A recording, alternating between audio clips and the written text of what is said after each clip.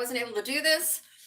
So I'm putting my tablet on so that I can see the chat and then getting everything ready. I'm running a little bit behind because I had a last minute phone call I really didn't expect, but gonna be in there in just a second. Getting everything ready here. Make sure I turn my volume down. Okay.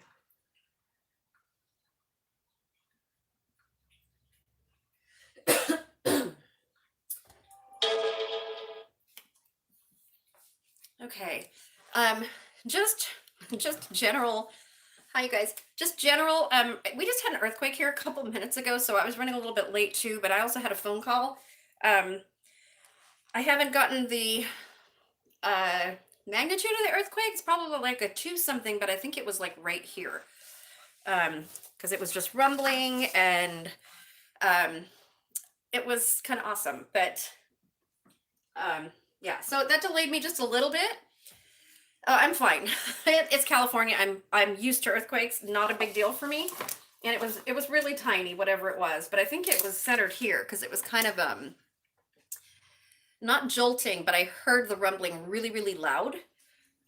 So kind of expected a bigger one, but I'm glad a bigger one didn't happen. Okay, let me put the chat on so I can see. Hi, Mary. Yay, I'm so glad you made it, Mary. Hi, Joe. Okay, so are you guys gonna can with me so I go slow? Are you both canning or are you just watching? Because I don't want to go ahead too much and I want to be able to answer any questions. Forgive me, I really am not prepared, you guys, because of the phone call I got.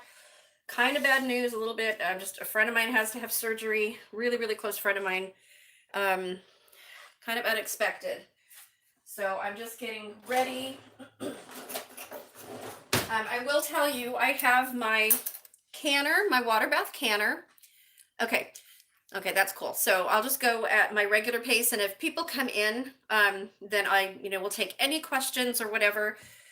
Whatever you guys need to know, I'll go as slow as I can. Blueberry jam is really cool, really easy. Just so you know, though, I do have my water bath canner going. It's on low water right now, and I have my jars in there, and I will show you because I want to heat my jars up. My jars are sterile, so these are the jars that I'm using. The quilted jelly jars. You can use the little 4-ounce ones if you want, or little 2-ounce ones. I'm sorry, or any jar. I don't usually do jam in pints. I have done it, but usually I give it away, so I like to use the pretty jars, just so you guys know. Okay, so trying to get everything ready here. I'm so sorry I have delayed this, you guys. Okay, so let's see. Oh, thank you, Mary. It's just, yeah, it's kind of just sudden, Don't expect something like that. I can't find my scissors. What do I do with them? Here they are. Okay. So how are you guys doing? So I'm cutting open the package of pectin, okay? So, and I'm just going to put this in here. I'm going to measure out my lemon juice. So what I did is I pre-measured, sorry, I got so close to the camera, you guys. I pre-measured 6 cups of sugar. That's what we're going to be using. And we're going to be doing, get back to my blueberry, 3 3/4 cups of chopped blueberries. So I have my blueberries in my my little food processor here right now. Okay. So I'm going to put this on.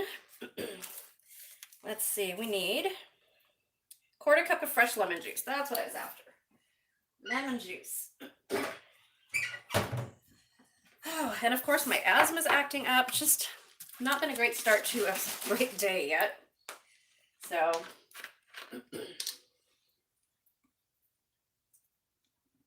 so what project are you doing, Joe? What is that?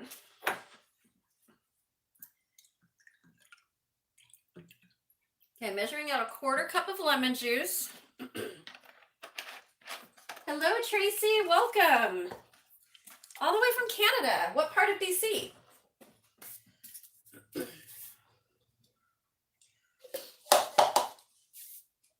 And are you canning along with me? Hi, Cecilia. Glad you made it. Cecilia's with us, you guys. So Mary and Cecilia are my mods. There may be a couple more coming in a little bit later, but I'm not sure. Because I started this later than I should have. I'm sure that people were waiting to watch earlier in the morning. I'm really sorry, you guys. Next time I plan a live canning session, then I will be sure to get here on time.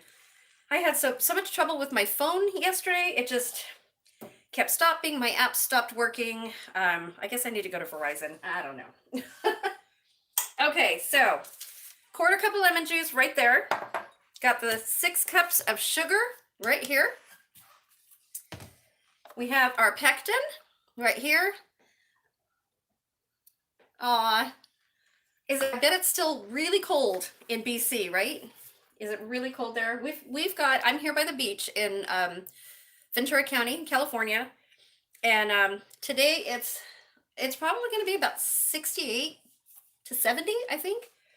I have to go after this. I'm going to be planting some tomatoes and things that I got, and I will show you guys that, and then all of my gardening things that I keep saying I'm going to get, but I've got them all together in a box, and it's going to be like a 15 or 20 minute video while I show you guys everything that I have. It's going to be really cool though. Okay, so let's get back to this so I don't keep you guys here forever. Oh, and we need a cup of water. Get my water out. Please let me know in the chat if you are canning along with me so that I know, and I will go each step of the way. Very slow. Okay, put that on a little bit higher. Okay. Yes, you guys. You watched the one video I have for the needy homesteader, Heather, all of the proceeds from that video, and I think we're up to $27 and change. I think we're up to almost $28 revenue just from people watch all the way through, watch the ads and everything, all the proceeds, all the earnings from that video is going to Heather. I'm also doing Avon sales, Herbalife sales, 25% of those, and then selling these nifty little gadgets right here. Whoops, can't see that.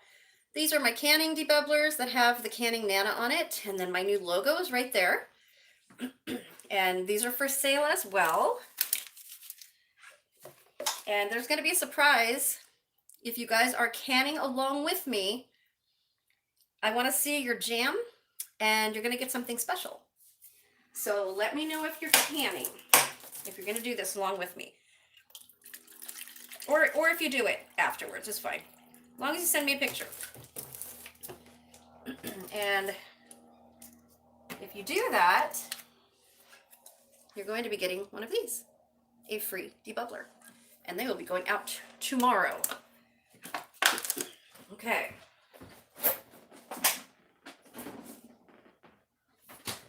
Let's see. My water. Okay, you guys, ready? Let's get a spoon.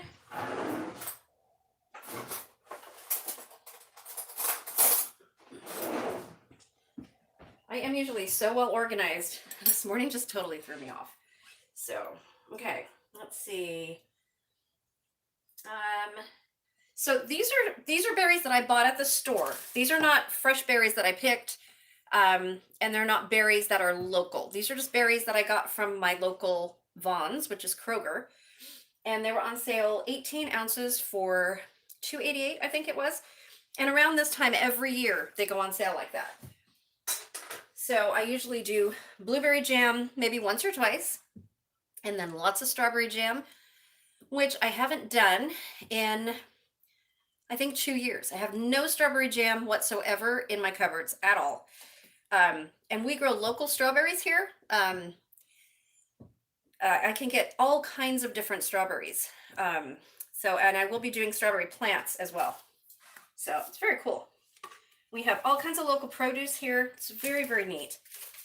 Okay, so first off, I'm going to be measuring 3 3/4 cups of chopped blueberries. So I have my blueberries in here.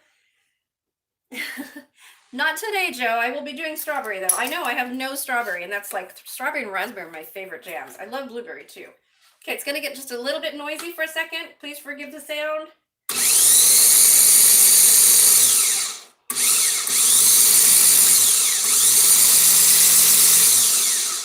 Okay, so let me show you. I have to move this over here.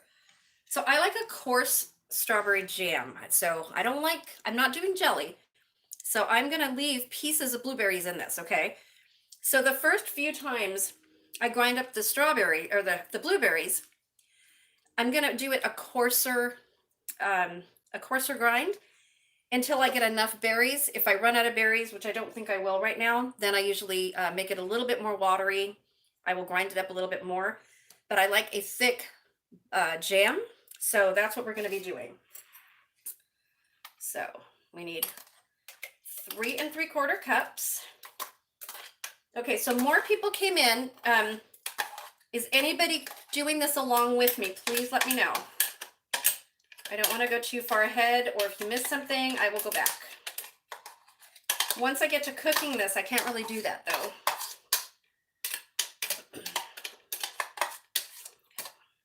Yeah, coarser jam. I love coarse jam. It's good. Yeah, I made apple butter. And hello to Lisa. I don't think I've seen you here before, so welcome to my channel. Oh, yeah, I know. I don't think they would let you can at work. Wouldn't that be cool though? If you could just take like a canning break. Okay, let's put a little bit more in here.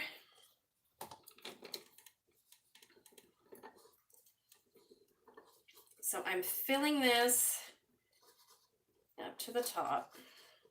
And I've gone through my berries and I've looked for any stems or leaves. I just saw another one there. There we go. Make sure you go through your berries, guys, because there's inevitably some berries in there. You want to rinse them, go through looking for any little leaves or stems, because there's some time in there. So out of that first one, I got just about a cup and a quarter. So we're going to have plenty of blueberries. Okay, noisy again.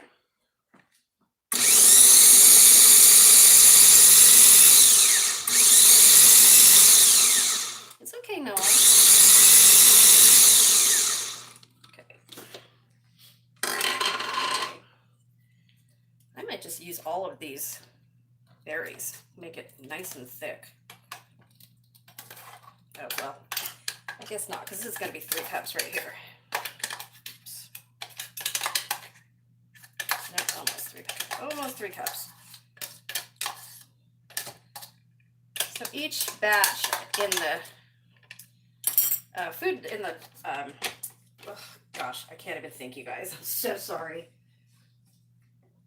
My food grinder, my food processor, is going to hold just about a cup. So I'm almost at 3 cups, so I want to go a little bit less this time. Uh-oh, escaping blueberry. Thank you so much for sharing all of that, Cecilia. I really, really appreciate that, and I appreciate all that you do for me and my channel. Cecilia is amazing, you guys. Please hit that thumbs up. It does help my channel with the YouTube algorithm. Oh, I wish, I'm thinking of doing blueberry bushes, Lisa. I really want to do, I'm going to do strawberry, but I do want to do some blueberries and absolutely raspberries and blackberries. We don't have those here. They don't grow wild here. You have to have them in like a tent to shield it, a little bit, and we don't get the cold here. It's not cold. Oh, it's a good climate, and we can grow anything here. It's really cool. That you have to do a little bit of jostling around with the wind tunnels for raspberries and blackberries. Okay, one more time.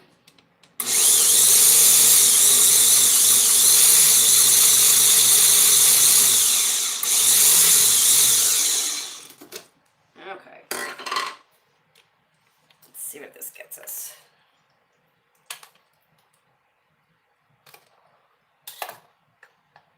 Okay.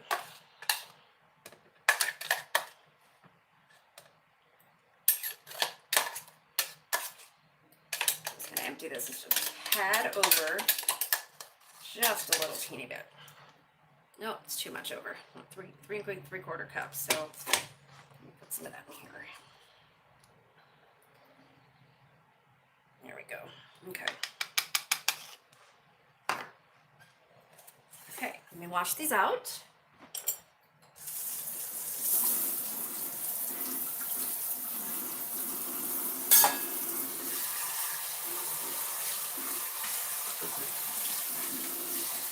I like to clean up a little bit as we go, as much as I can, since we're not going to use that anymore. Good time to wash your hands and everything again too. And get things out of the way. Blueberry stains very easily, especially on plastic, so you want to clean it up as you go as much as you can.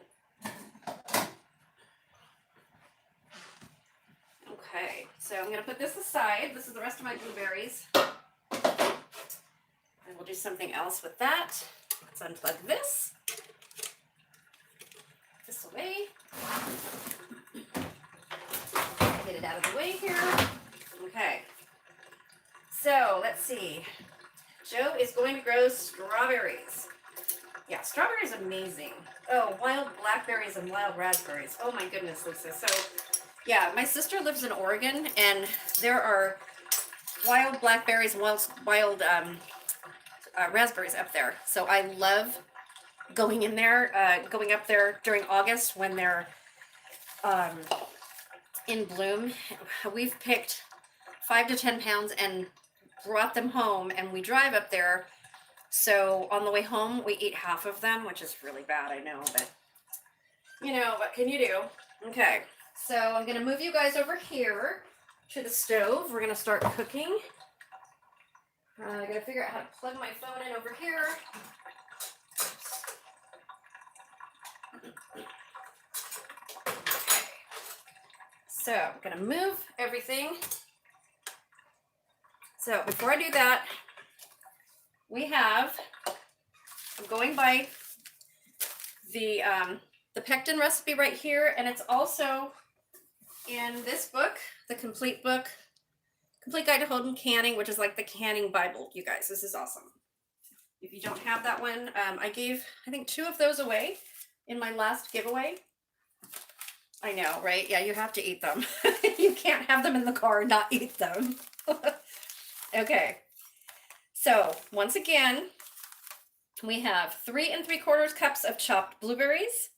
We have a 1/4 cup of lemon juice, and you always use bottled lemon juice, you guys. Not fresh lemons. As much as you want to use fresh lemons, and I love fresh lemons, you don't know what the acidity is going to be, and I know I've mentioned that before. So you want to use the bottled lemon juice. So that's what I do. Of course, if you don't have bottled lemon juice and you have fresh lemons, go ahead and use it. I would just add a little bit more maybe. Or citric acid. If you have some citric acid by Ball, you can add that as well. Okay. The 6 cups of sugar and 1 cup of water. And the pectin. Okay, so that's it. That's all the ingredients. So 5 ingredients, that's it, and you have blueberry jam. And it's pretty much the same with any jam. Really, really cool. Okay, let's get cooking. Let me move my canner a little bit. So I've got my jars going. I'm going to move you guys over here.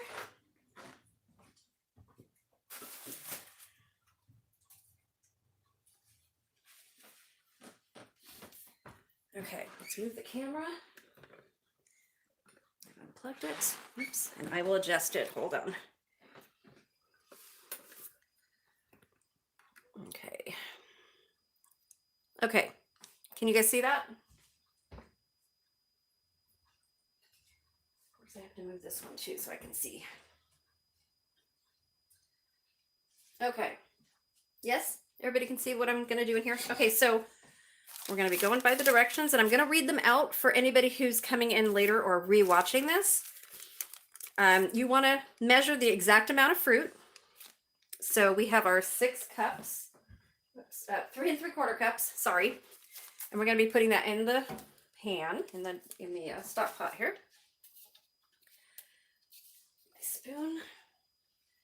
And you also want to use a metal spoon, you guys. Don't use plastic or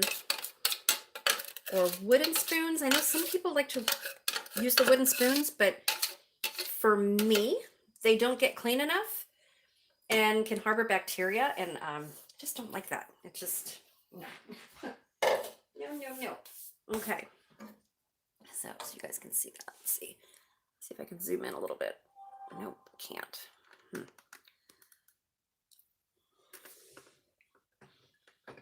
Okay.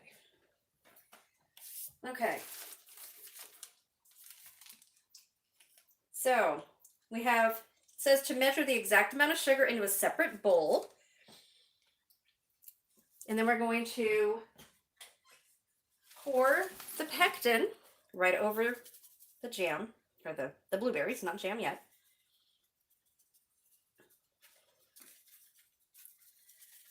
Just do it that way. Okay, the whole package. Okay. Get my sugar over here and ready. Oops. Oh, I forgot to plug in my phone. Hold on one second. I don't want my phone to go dead. It's the last thing I want. I'm already having problems with it. There we go. Okay. Okay. Any questions so far, you guys?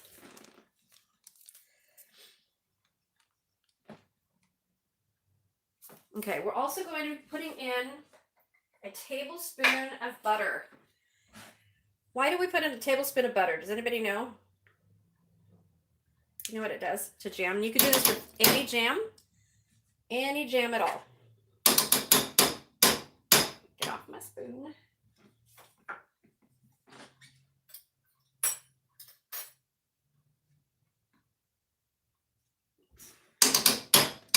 Okay.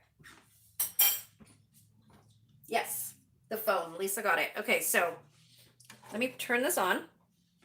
So we put a tablespoon of butter in to reduce the foam. Jam foams up a lot. So to reduce that foam a little bit, as much as you can, you want to put in a tablespoon of butter. You can do that with any jam. Strawberry jam. It looks better. You can eat the foam. It doesn't hurt you. It just is not the best. You want the nice clear jam or jelly, whatever you're making. You want to get all that foam out. So I skim it off the top. And then I put it in a little jar. Get down. And then I kind of know how my jam is going to turn out like that too, the taste of it. And it's fine to eat it. I just don't like the way it looks in my jar. So I have this on medium heat. We're going to bring it to a simmer.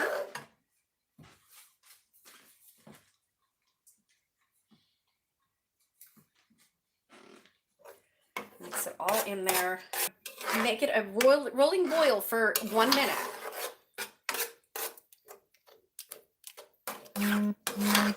So jam is one of the fastest things that you guys can do, and one of the easiest things that you can do if you're just learning to can. This is water bath can. I can mine for 10 minutes, but according to USDA guidelines, if you're below 1,000 feet, you can, 1,000 to, if you're below 1,000 feet, sea level to 1,000 feet, it's 5 minutes. 1,000 to 6,000 feet is 10 minutes, and then over 6,000 is 15. I just lost my chat. Hold on, you guys. I wonder what happened. There we go. I don't know if there's anything else you can use other than butter, but you don't have to add the butter. It's not, you don't have to. just make sure that you skim off all of the foam, and you'll see what I mean, Melissa, in a little bit. This is not, it's still going to foam. It doesn't stop all of it from foaming, but it does stop a lot of it. But yeah, you can, I did it without butter for years. So you can totally do it. You'll be fine. I don't know a non-dairy substitute that you can add in here. I had people last week when we were live ask if they can use stevia or monk fruit seasoning, or not seasoning, sweetener. And yes, you can. I've never done it. I don't know the equivalent amounts to sugar, so I would look that up if you want to use something other than sugar. If you want a low sugar jam recipe, you can use, they have pomona pectin, which you can find online in Amazon. I've got an Amazon store, and with links I can post on there. I just have to get on my computer and do it, but you can find it on Amazon. I will try to go on the computer later and post some links to what I use. Pomona pectin is really good, and you don't have to use any sugar. It's just the berries. Whatever jam you're making, it's just the jam. It's not sugar. So you have that pure fruit flavor. It's really good. It's a little bit more expensive than regular pectin, but it's really good. But yeah, I know there are a lot of people that use sugar substitutes. I just have not ever done it. Does anybody know what a butter substitute would be for non-foaming? I'm not really sure. Okay, so we're going to bring this to a rolling boil.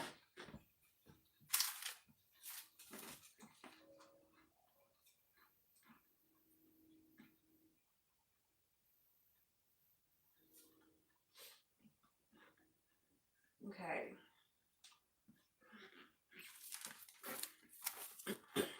All of this ready, my jars. So let me bring this to a rolling boil. Any questions so far?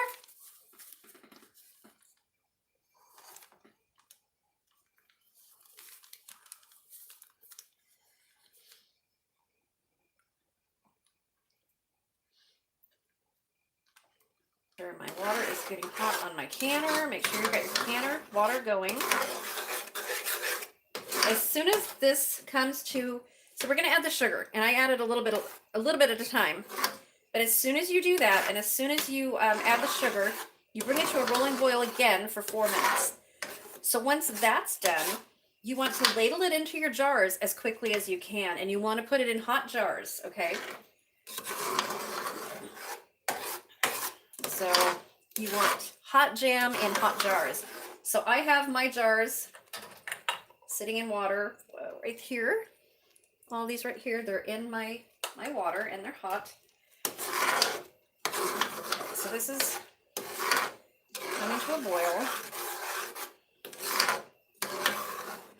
Now, a rolling boil is a boil you cannot turn down. You can't stir it up. You can't stir it down.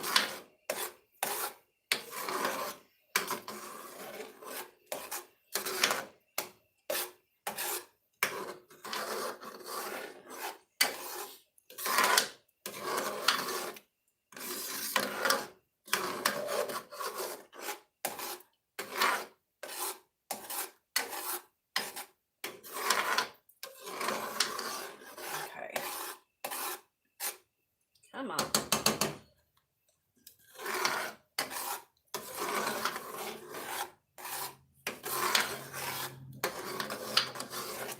And once we get this in jars, I will take anybody's questions too. Yes, thank you, Cecilia. Especially so when you're pressure canning. If you're pressure canning like meats or vegetables or something like that, if you're doing a hot pack, everything has to be hot. If you're doing a cold pack, you want to start from the same temperature, which means you start with cool water and you put your cool jars in the water and everything comes up to temp at the same time. Okay, so I'm going to boil this for a minute. This is at a rolling boil now. And then we're going to add our sugar and then bring it to another boil. Oh, I forgot the lemon juice, you guys. Hang on one second.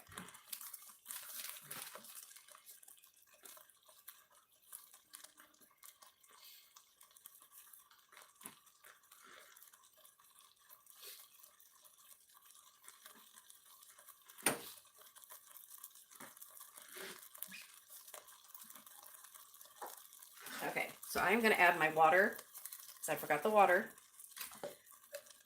and I forgot the lemon juice. I'm going to do this a little bit longer. Okay. And I see a stem right there. Get out.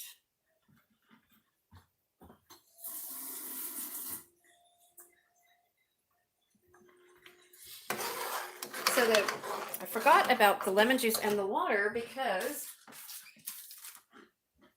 on this recipe,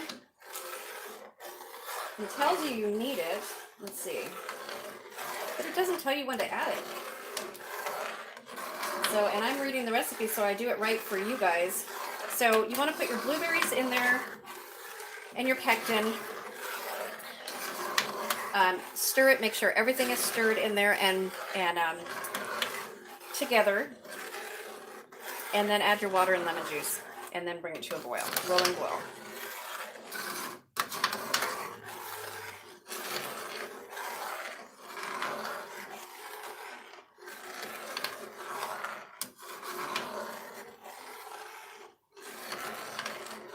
Any questions, you guys? See, even I forget to do things. And I really apologize for that. I'm just kind of scatterbrained right now. My friend kind of threw me a little bit this morning.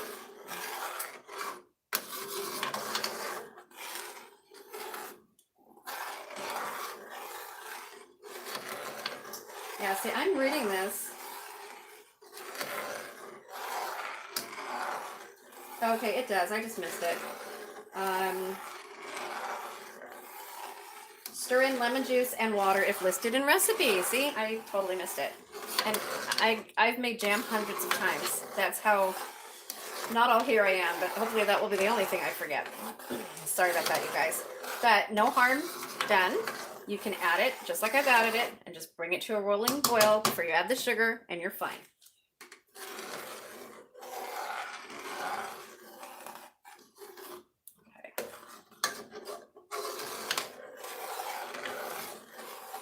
Any questions, you guys? Super, super easy to make jam. Who's made jam before? How many people have made jam? Or let me know if you're brand new to canning, if you've never made anything before. I'm going to be doing pickles pretty soon. And I'm also going to be canning beets. And pickles are another good thing to do for water bath canning if you're brand new to water bath canning. It's really, really easy to do. Okay, I'm not sure. I have a chat on here in the back. I don't think it's, there it goes. There we go. Okay, rolling boil. I'm going to let this boil for a minute.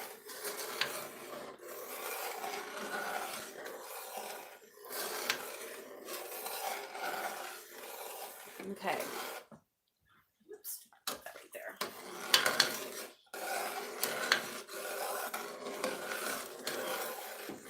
So we're going to be adding the sugar. And I like to add it just a little bit at a time. So get the sugar ready.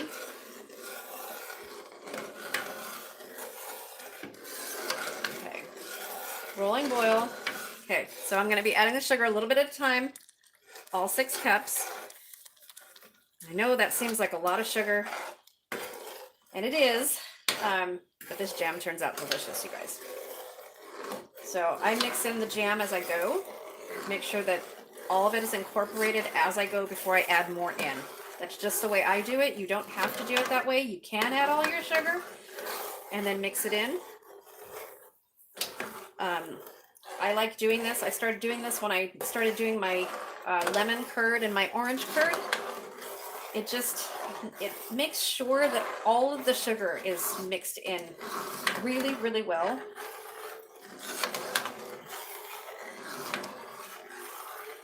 And I'm sorry about the sound with the metal spoon, you guys, I know. Yeah, so I started making jam. Joe just said he's made jam with his grandma. So actually, my dad taught me how to make jam. That's how I started canning when I was probably about 19 or 20. A very long time ago. I think he'd be very proud of me for as far as I've come now, because I only can jam with him. And he's gone 20, it'd be 28 years next year, so 27 years. But his mom used to can, and her mom used to can in Italy. So yeah, you don't hear of many dads teaching you how to can. It's usually the moms or the grandma. But my mom never canned. It was my dad. My dad was really adventurous. My mom was a really good cook, but my dad, the first thing I ever canned with him was peach jam. And back then, he did not teach me to use it with a water bath canner. I'll tell you, we did it the old-fashioned way, where you just turned the jars upside down and sealed them that way, and it came out fine. But now we have, the water bath canner and the guidelines set by the USDA, and you don't want to get your family sick, so you want to do it correctly. So that's what we're doing. I still know a lot of people who do it the old-fashioned way, and that's fine for them. If you're going to do it that way, I would put it in the refrigerator. I wouldn't put it on your shelf. The jars will seal, but I don't think it's shelf stable like that. So anytime you're canning, you want to be as cautious as you can. You want everything sterilized. You want to make sure your pots and pans are clean. Everything is clean.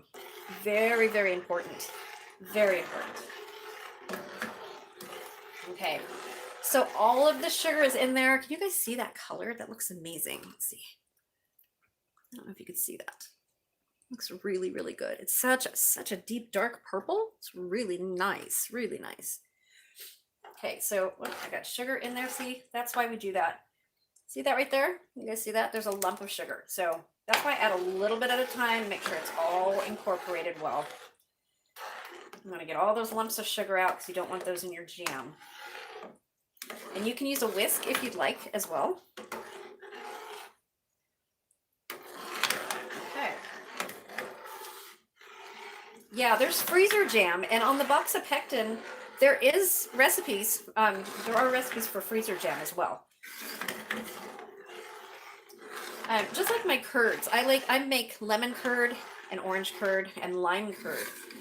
And I do have videos up for, I think it's orange curd, but I also show you how to do lemon curd in it.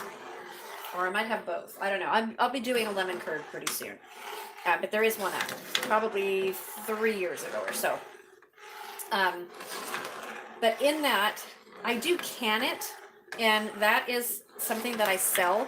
So I do can it for 5 or 10 minutes to make it shelf stable to give out to people. But I also tell them that it's good for 2 months. That's it. Even canned. And it does change the flavor. So if you try my lemon curd or orange curd or lime curd recipe, don't water bath can it. Okay, so don't process it, is what I'm saying. Oops, hold on. Okay, there we go. Am I back on here? Just had a phone call. Don't know who it was, but they'll call back. Okay. Okay, there we go. Just want to make sure we're still live. All right, let's bring this up to a boil here. I'm going to... Oh, it smells so good.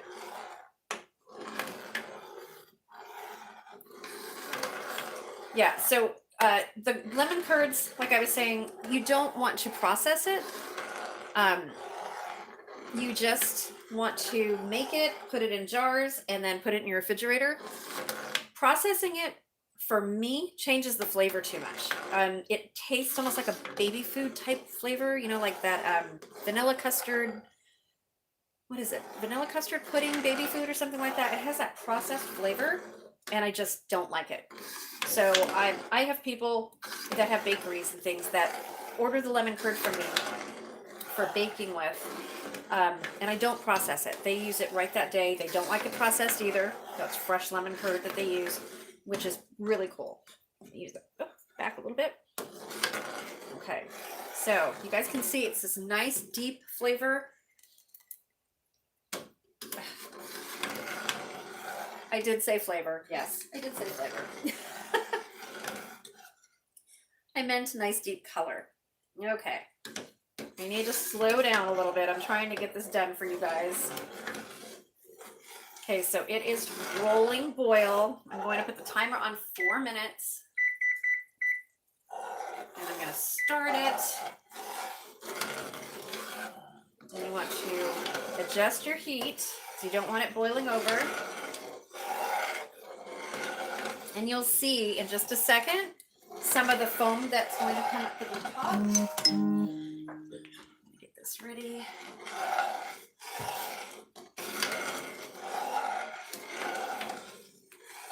Okay. Again, see it's coming up to the top. So you want to lower your heat, make sure it does not overflow, but keeps it a roiling boil. And it's just starting to foam just a little bit. This is usually where you get a little bit of the foam.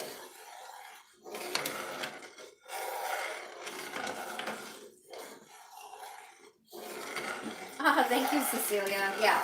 So that's my orange curd recipe, but it's the same. You can substitute any of the citruses. Lemon, lime, and orange are my favorite. It comes out amazing. If anybody tries it, let me know. I got another phone call. Hold on. Okay. They're going to have to wait. I get so many spam calls during the day. It's unreal. I'm hoping that's a spam call anyway. Okay, 2 minutes and 35 seconds to go. So normally, oh my gosh, this smells so good, you guys. It smells so good. Ah! Really, really cool. Normally, this is where the butter comes in. So you would have a lot more white foam on the top of this by now, 2 minutes in. Than we do right now. So the butter does prevent a lot of the foam from coming on. Yeah, we do need smell-o-vision. I know. Who has not invented that yet? Especially with COVID and staying home and everything. Kind of crazy, right?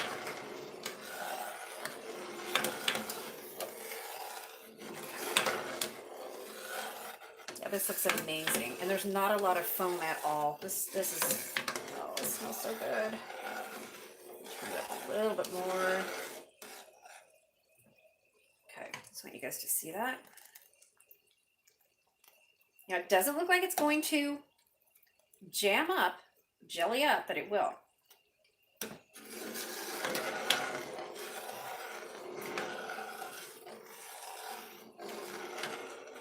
The one I'm using is just a 4-quart stock pot.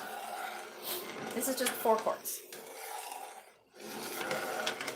So it's pretty small. I have a 6-quart, but I didn't think that I would need it for this. And this is the pot that I usually use. This is Calphalon. This pot is, oh boy, how old? This pot is about 35 years old. This is when they made Calphalon. It was like the restaurant quality Calphalon. Really, really good. I got the whole set.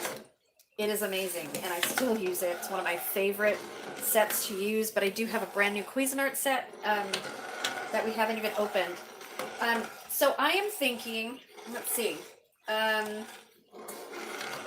thinking at least 6 to 8 jars, jelly jars, that I'm going to get from this. Might get a little bit more, but that's what I usually get, is about 6 to 8 jelly jars. The half-pint jars.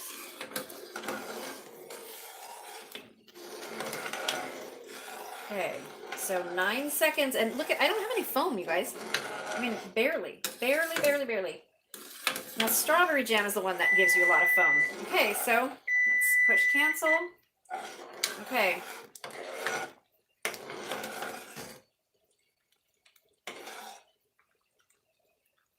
Okay, here we go. Now's the fun part.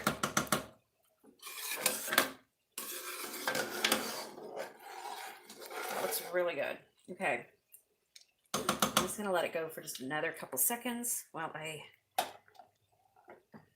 fix all this.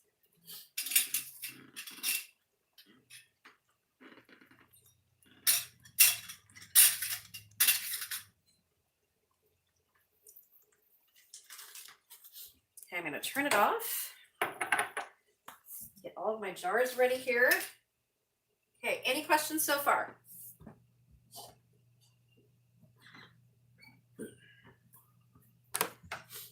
Okay, so you're going to need a jar lifter to get your jars out of the water. Empty any of the water.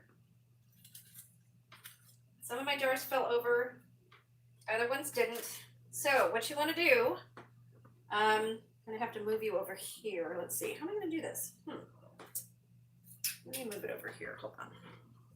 This way you guys can see.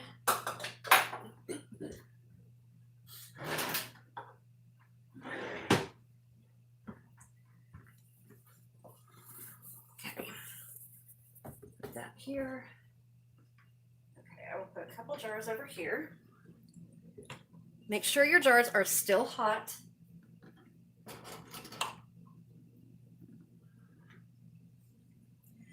And I'm just going to fill 2 at a time. And what I have is I have my funnel that I'm going to be using and the ladle that matches. So this should fill the half pint jar. So I have not used this with half pints yet. Let me back you up a little bit.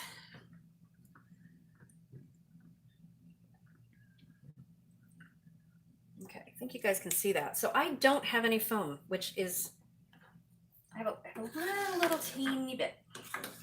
Little teeny bit. Let me get that. Okay. Now you guys can't see. Okay, let's move it back for just a second. Okay, so take that much off, just a little bit. You just want to skim the very, very top and get the foam off. The very, very top. Hang on 1 second. Okay.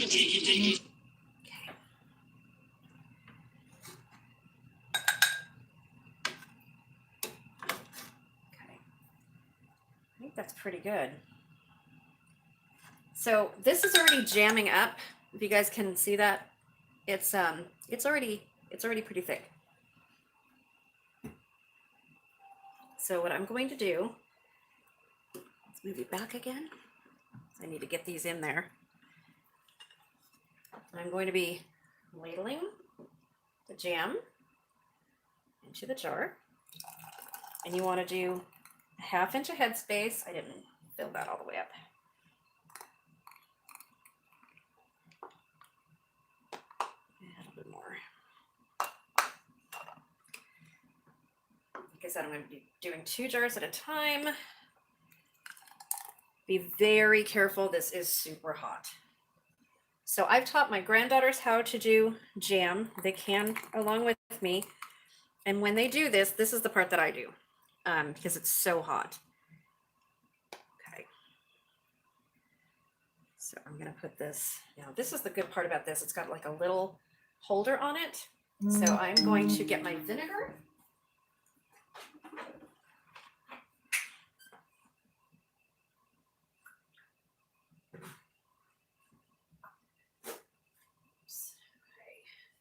And a napkin. You can use a rag or a napkin. A little bit more in here.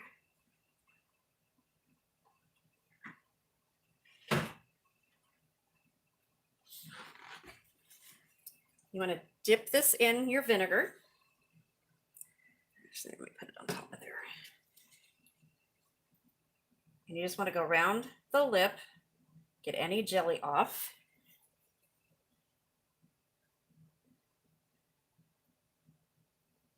Just like that. Okay. And then add your rings.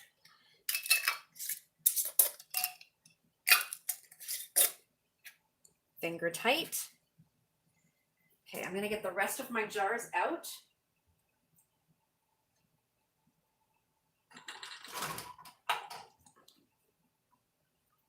Yeah, you can use a candy thermometer as well to check the temperature. If you have your jam at a rolling boil for at least 4 minutes, sometimes 5 minutes, depending on the jam, your jam is going to be at the right temperature. So normally that's not something that I really worry about. Oops. Getting my jars out of here is, let's see. Oh, my jars fell sideways. These are super hot, you guys. I know you can't see this part right here, and I will be ones in there. Okay. We're almost done. This is how fast it is. I know I've done a lot of talking. Usually it takes me about a half an hour to make jam. That's it. From start to putting it into the canner. Okay, so here's our jam. We're gonna get it in the canner. And just leave it, hoping it doesn't fall over. And you do them opposite sides so that it balances, so that they don't fall over. And then you repeat the process. You get a couple more jars. And let's see how much we get out of this. Okay. And really, you want to do this as fast as you can. If you have to put the heat on again, you can do that. Just make sure it's on low.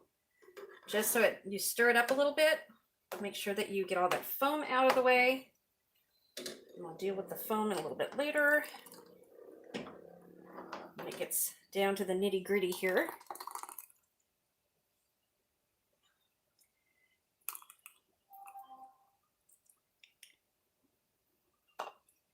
Here we go. Anybody have questions so far? We're almost there. We're only going to can this for 10 minutes in the water bath canner. So you guys will see it come out and everything from start to finish. Okay. Okay. 1/2 inch of headspace. Again, wipe your jars. And make sure that you always check your jars for any cracks or chips or anything like that before you start canning. But when you're wiping down your jars, you always have that second chance to make sure that there are no chips or cracks or anything in your jars.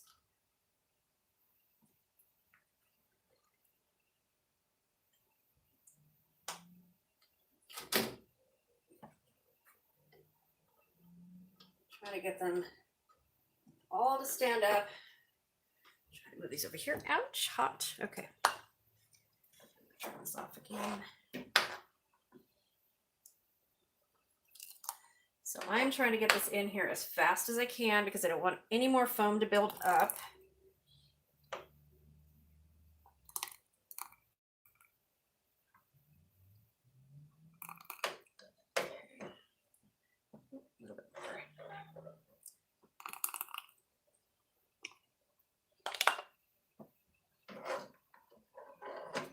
Kind of hard for me to get this full, as shallow as my pan is. And I'm trying not to get the foam that I have kind of divided in my pan. I think somebody keeps popping in and out, and it could be my husband. So if you're the one who keeps popping in and out, please say hello.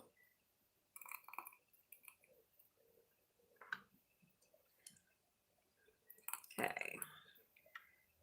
That one's a little bit high, but it will be fine. Let's see. Just a little bit too much in there, but it's not bad. You can take some of the jam out if you have too much in there.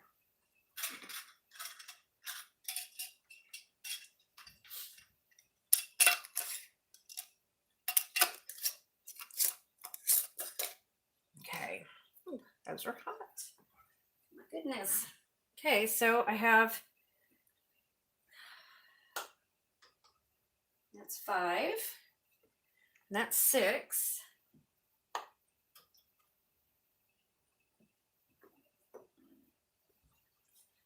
Here we go. There's still quite a bit of jam in here, you guys. Okay.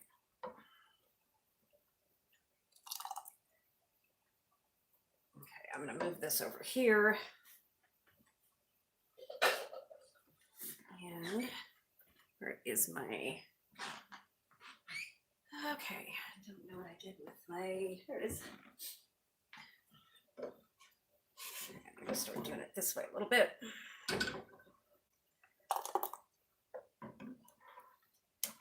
trying to move all that.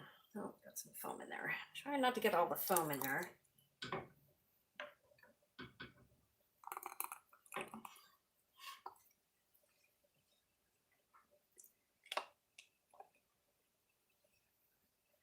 So this will be 8 jars. I'm gonna get more than 8 jars out of this.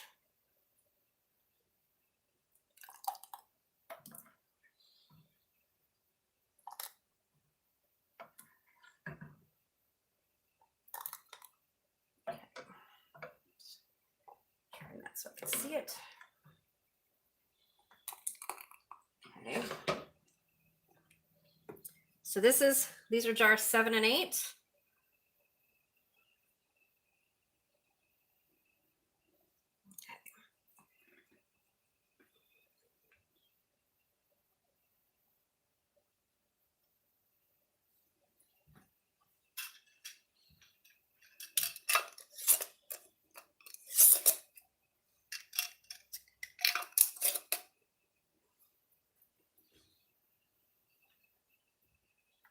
Probably get 9 jars. And then anything else, because I've only got one more heated jar, I can fit 9 jars in here. And that's exactly what I did.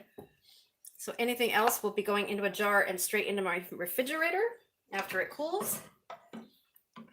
Okay, so this one's going to have some foam. I'll try not to get too much foam in here. But we'll just make this jar. It's going to have a little bit of foam. I guess we'll get, so I'm getting 9 jars.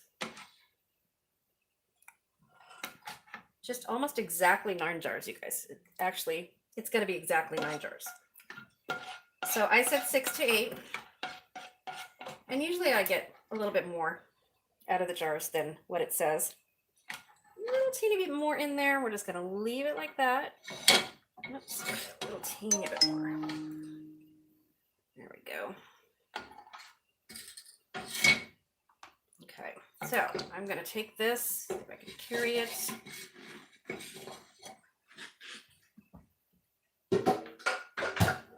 Okay, let me do this one. This is kind of messy. Put this in there. And then wipe the jar. We'll get this session going. So this is a little bit higher, just like that one jar. But still, I'm only getting 9 jars. Okay, so Lisa, I will use my water bath mostly, and I've never even done it on open fire. Steam canner just uses less water, so I wonder if it's worth it. I've never used a steam canner. I know a lot of the other canners are. This jar's not as hot, you guys. Okay, so let's bring you over here. Well, no, my phone's not gonna go. Let's see, hold on. Let me unplug it. There we go. This way you guys can see this over here, what I'm doing. There are the jars. Let's get it this way. Okay. Forgive my hand, I just don't want this to fall over. Okay, so next thing you do, you always add vinegar to your water bath canning or pressure canning. What does that do? If you have hard water like I do here at the beach, it prevents your jars from turning white. Okay, so that one jar is going to fall. Okay, I'm going to drop these down. And I'm going to cover it. Okay, they're in, you guys. Okay, and let's see. So you want your water 2 inches above your jars, at least. These are pretty high. The water level is higher in there. Let me move everything over here out of the way. Wipe up my stove. So I use the vinegar that I put in to wipe off my jars. I just add the rest of the vinegar from that.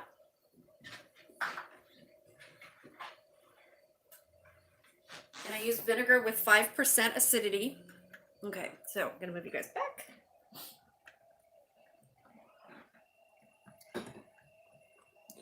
let's see. And here we go. Okay. It's fine in there. It didn't knock over. They're all standing. It's good. Yeah, it's good. It kind of, when I put it down in the water, it corrected itself. So it's all good. Okay, so I'm gonna start the timer here in just a second. We're gonna go for 10 minutes. And I have all of these blueberries left. So these will be in some yogurt and granola and blueberry that I will show you guys for breakfast, like an overnight granola dish. It's really good. You put it in the same jars as we just canned. I used to take those to work all the time. So convenient. Okay, so do one more thing. Make sure it's boiling. Oh yeah, okay. So we're gonna time it for 10 minutes. And while this is timing, I'm gonna take any questions you guys have. Okay, that's all there is to it. Okay, so, you know, I might dehydrate some. But I will do a video showing you guys the yogurt, and I fill a jelly jar, put some yogurt on the bottom. I'll show you guys. It's got some granola in it instead of oats, and then I'll put some blueberries in it, and then kind of layer it like that, so it's like a yogurt parfait. So good. And you leave it in the refrigerator overnight, and the granola stays crunchy, but it softens a little bit too, so it's not that hard granola. Let's lower this a little bit. Okay, so I'll show you guys this. You get a spoon. How do I know my my jam's gonna turn out? Okay, so look at this. This is the excess foam that we took out. Look at that. You guys see that? It's already really thick jam. So this is going to be amazing. Really, really thick jam. Let me taste some. Oh my goodness. Yeah, blueberry is one of my favorite jams besides raspberry and strawberry. Oh, this tastes so good, you guys. I wish I could send you guys some of this. Maybe I can. Let's see. Oh, okay. So, water bath canning for, I was reading the comments a little bit. So I missed the comments. I'm sorry. Water bath canning for jams. I found some jam when I moved here a year and a half ago that was about 5 years old, I guess. As long as it's not crystallized or a solid blob of jelly in your jar, it's still good. And even then, it's still good. It just, it's going to lose that freshness. So usually I like to use my jams or jellies within 2 years, with the exception of my curds. The curds, even if I water bath process them, I will not leave them on the shelf for more than 2 months. Again, I don't like the texture of it is just different with the curds. So I don't like to process them anyway. And even in the refrigerator, it's good for about a month to 2 months. Even in the refrigerator, it stays about the same time. And the curds come out so much better without processing them. So you have to try that recipe, you guys. It's so good. But the jams and jellies, yeah, I would say 2 years. If you're doing just a basic jam like this, just a one fruit jam, or like even triple berry, I do triple berry jam as well when everything's in season. I do a blackberry, raspberry, strawberry jam. That is so good. If you've never tried that, really, really good. I believe the recipe is on, it's in the books, it's online, and it's also in your pectin box as well. Really, really good if you haven't tried triple berry. Very, very good. But yeah, I wish I had a jar that I could show you that is old. old jam. I don't, but it doesn't crystallize unless it's strawberry jam. Strawberry jam tends to crystallize a little bit as it gets older. So you don't want strawberry jam to stay in your cupboard. I would say keep it less time than other jams. I don't have any of that trouble with other jams except for strawberry. So I'm lowering this down a little bit. And we have 5 minutes, 5.5 minutes to go. But yeah, I do all kinds of jams. And really anything that you water bath can or pressure can, you're making it shelf stable. So you want it to be in your cupboard. I mean, that's the whole reason to preserve food, right? You want it to be there for your family. So especially during COVID last year, when everybody was running around and trying to get staples, vegetables and meats and things like that, we didn't have to do that. We had pretty much everything in our cupboard because I can all of our meats, all of our vegetables, with the exception of beets right now, but I do have beets that I bought. Went to a farm over the weekend, so I did buy some beets, and I'm going to be canning those, and I'll show you guys that. And I'm going to be growing a lot of beets, so I will be canning a lot more beets, you guys. So let's see, any more questions? It's the sugar that crystallizes. The sugar in it just solidifies for one reason or another, whether it gets, it shouldn't get moisture in the jar. Usually it's a temperature change for me. Here, it just depends on where I store it. And it's always in a cool, dry place, but for some reason, and not all of the jars do it. It's if you leave the foam in there, or too much foam in it, it'll tend to crystallize within just a few years. You know, not the first 2 years. It just doesn't crystallize that soon. It's kind of like honey. You know, honey will crystallize if you don't use it, and then you can warm up the honey and use it over. Well, it's the same with the strawberry jam. Yes, you can eat it. You can spread it on your toast or whatever, but it's going to be thicker. You're going to have that different texture to it. I think we just had another earthquake. Okay. So, welcome to California, you guys, live. So that right, you can tell, let's see if you can see that right here. That's moving. Oh, it was moving. Can you guys see that? No, let's see right there. My thermometer, it was moving back and forth. So, okay. So that's interesting. You guys are along for a couple earthquakes here today. Just little ones, but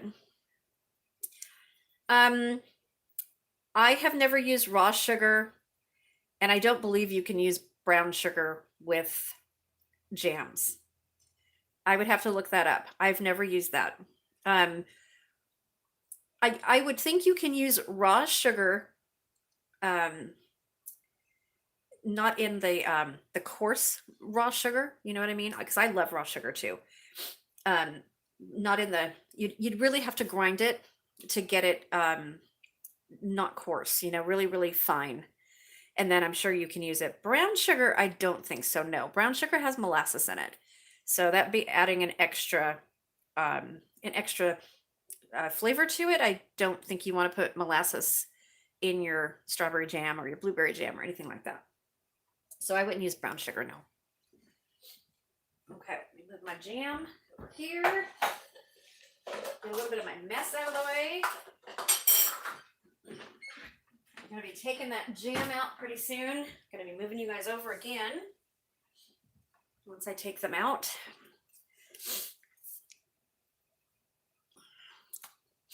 Yeah, I'll show you the beets that I got. It's really, really nice. So these are the beets, and they're still really hard. These are the ones that I'm going to be using, and I just got 3 of them. But to show you how to can beets, because I had a question last week on one of my videos or one of my lives, if I ever can beets, because that's the one thing that I don't have in stock is my canned beets. And we are going to be doing pickles. So I also got these. Usually I grow these, I don't have my cucumber plants in yet. So these are so nice. I'm going to be doing a few, probably quart jars of these, but these are just beautiful, beautiful, beautiful. And they were fresh picked, and we got these on Saturday at a farm. So fresh picked, I'm going to be doing that probably tomorrow. Okay. Oh, 52 seconds, you guys. That's all. 52 seconds before we take that out. Oh, thank you, Tracy. Thank you. I haven't done lives like this in so long, and I like doing live sessions, especially when people are canning with me. I used to do it, and I just haven't done it for so long, and it's so much fun because I can answer your questions as we're doing it and slow down a little bit or redo a step, you know. I want to do a lot more like this. It's really fun. I would like to do some pressure canning videos as well. Pressure canning takes longer, so we'll get to the point where we put it in the canner. We'll do, you know, all the steps, put it in the canner, and then we can show the results after. So we got 3 seconds. Gonna take, there we go. Okay, so I'm gonna take this off the heat. So you don't want to take your lid off right away. Let it cool down just a little bit. I like to wait about 5 minutes. So I'm going to put it on another timer. Okay. So pickled beets. You know, I've never made pickled beets. I've never done that. I am going to be doing pickled cherry tomatoes. I have my cherry tomatoes. If you guys have watched me for a while, you know that my cherry tomatoes have never stopped producing since last year when I planted them. So we have cherry tomatoes constantly in the garden. It's incredible. And I just used them for that viral feta pasta dinner the other day. I used all of my cherry tomatoes that I have. So I have to go out. There's a ton more in the garden I've got to pick. My tomatoes there's blooms like you wouldn't believe everywhere. I did lose a few of my tomato plants, but they were like the beefsteak, the bigger tomatoes. All of my cherry tomato are perfect. They just have kept producing. So I have black cherry tomatoes out there. I've got grape tomatoes. I've got cherry 100s, and I have sun golds that have not stopped producing. And it's been a real blessing. I love the cherry tomatoes. They're amazing. The flavor of them is so good. If you have never tried the sun gold tomatoes, they're little tiny, you know, like cherry tomato size, but they're a bright yellow. And there's a story behind the sun gold tomatoes with my family. One of my granddaughters, my second to the youngest granddaughter, Chelsea, was born, and she came about 5.5, 6 weeks early. So she was in the NICU for I think 32 days. And her two bigger sisters, my granddaughters, were helping me in the garden, and just happened that one of my sun gold tomato plants started blooming just a couple days before Chelsea was able to come home, and I was watching them every day back then. So when Chelsea came home, you know, she came to my house, and I had her as an infant. But the girls, her older sisters, and anybody, it's Ava and Lissa, if you guys have watched for any time, they're on my channel quite often. They haven't been in a while, but they'll be back. So they decided that they were going to call them Chelsea tomatoes because Chelsea was born when they were ripening, when they were blooming. So when Chelsea came home, we had a bunch of these sun gold tomatoes, and we've just called them Chelsea tomatoes ever since. And it's really fun. So sun gold tomatoes in my family are Chelsea tomatoes. That's the way it's going to be. That's the way it's always going to be. And they just love it. So yeah, how did the, do you like the fermented cherry tomatoes? I really want to do that. Either fermented or pickled. I have a recipe for pickled cherry tomatoes that I really, really want to try. Move you guys over here. Actually, let's move you over here so you can see what I'm doing. So when I take them out, let's see.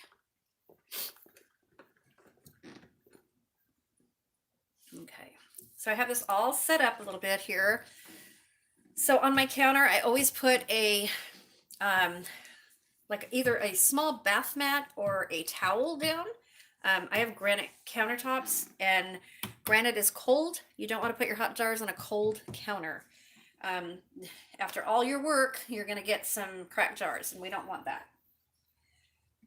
Okay, so this is almost done. Yeah, I have a pretty good size garden area. We had to pull a lot of stuff out. We just cleaned out the garden. This is one of the last zucchinis that we got right here. So my zucchini plant just died after we got done cleaning everything out. Don't know what happened, but well, actually I do. I kind of broke the branch a little bit, and it was already broken a little bit, and right after 2 days after that, the plant just died. I mean, it was, honestly, it was barely there. And it was one that I got from Burpee last year when I was looking for seeds like crazy because I couldn't find any. Oops. Let's put this here so I can read you guys. And it was a zucchini plant that didn't need any pollination. It was like a self-pollinating plant. And it was one of the best zucchini plants that I had last year. It produced so much.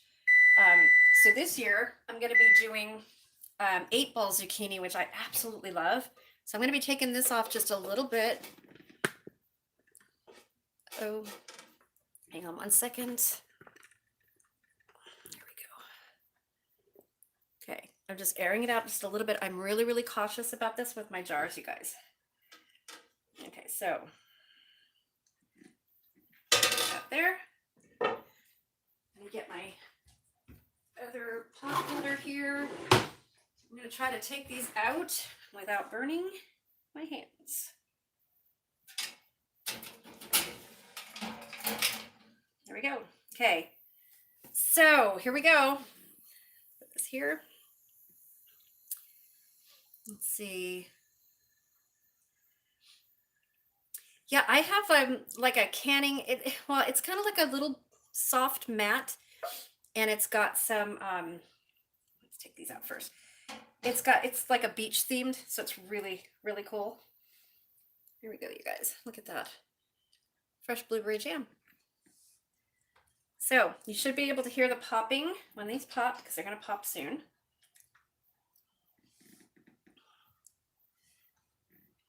Take this one out first. Oh, these look so good.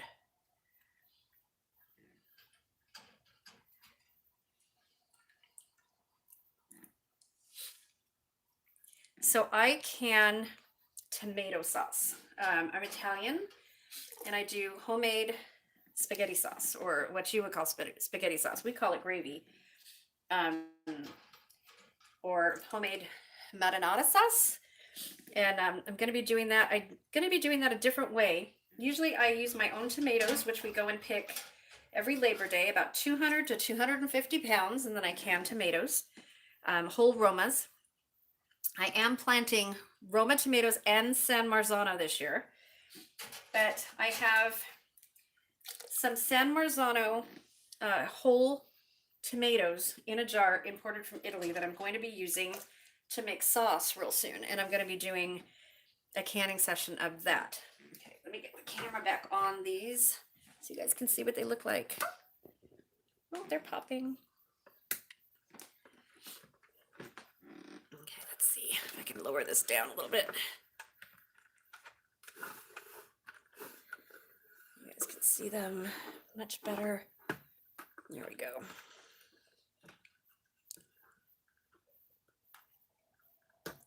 Okay, how's that? You guys can see the jars and hopefully hear the popping a little bit too. Yep, there they go. They're kind of popping. You guys hear that? I love that sound. That's like the best sound ever when you're canning. And the bigger jars have a louder pop. The half pint, not so much, but whoop, I don't want to push them down.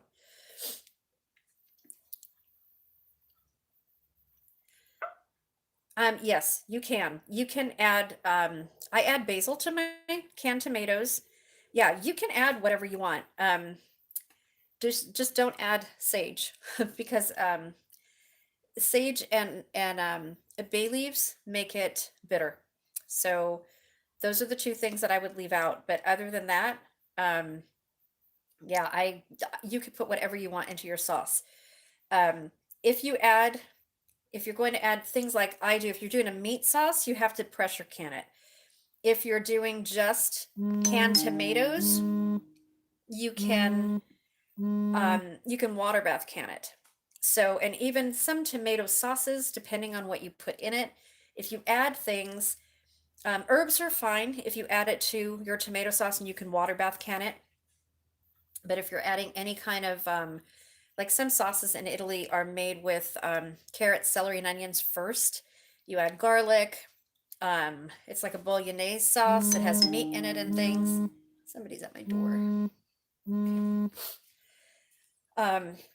But yeah, you can, it just depends on what you do, what you put in your ingredients as to whether it needs to be water bath or um, pressure canned. And you want to be really careful. If you have any question at all, pressure can it. In a water bath canner, you do need to add lemon juice. It does not change the flavor, but it does add acidity to it. Okay, you guys. So, is anybody going to be doing blueberry jam soon? And if so, if you would like one of these nifty little de-bubblers right here from my channel, which has our name on it, the Canning Nana, and then my logo, my new logo, whoops, and not that one because that one fell on the floor. If you would like one of those for free, and you can blueberry jam, send a picture of your blueberry jam to me at my email at thecanningnana@gmail.com with your address, your name and address, and I will send you one of these debubblers for free. So the first 3 people who do that will get a free debubbler.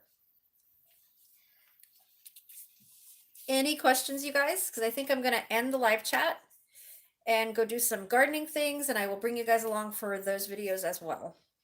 Show you my tomatoes in the garden. And is there anything that you would like to do a live canning session?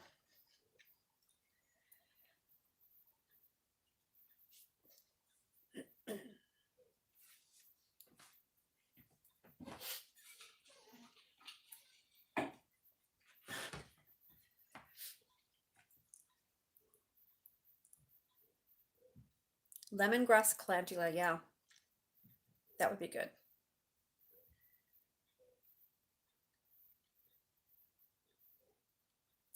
Beets. Thank you, Mary. What was the question on beets? I think I missed that. So Lisa, how come you haven't used your pressure canner?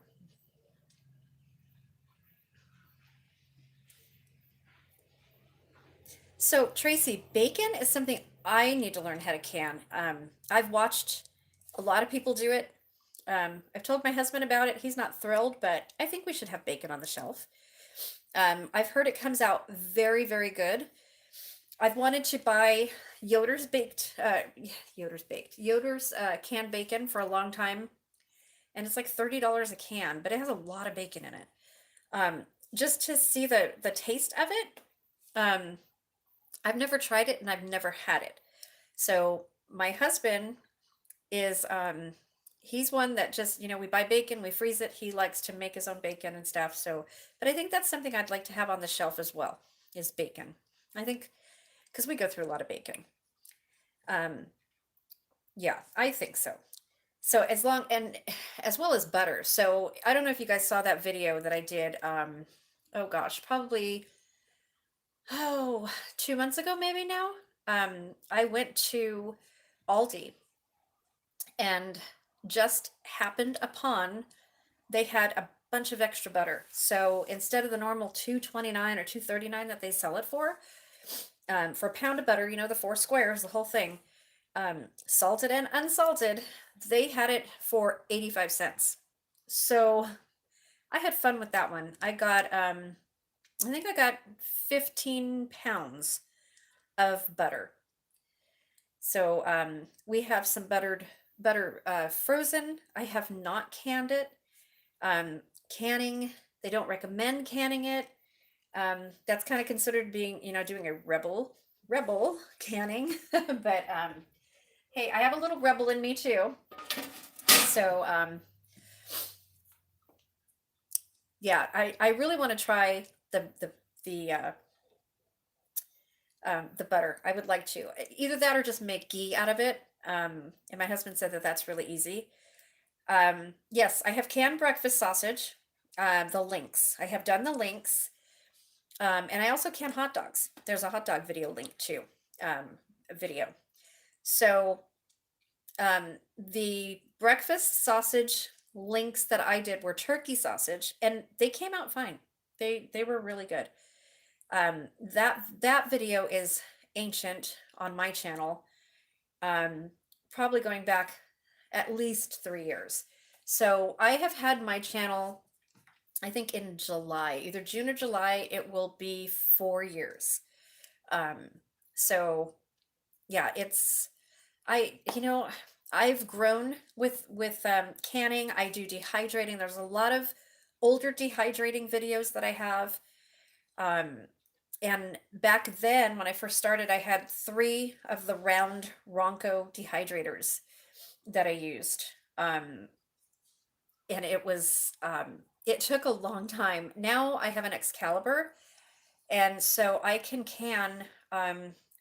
like frozen vegetables if I feel lazy and I don't want to buy vegetables and cut them up and blanch them and stuff like that.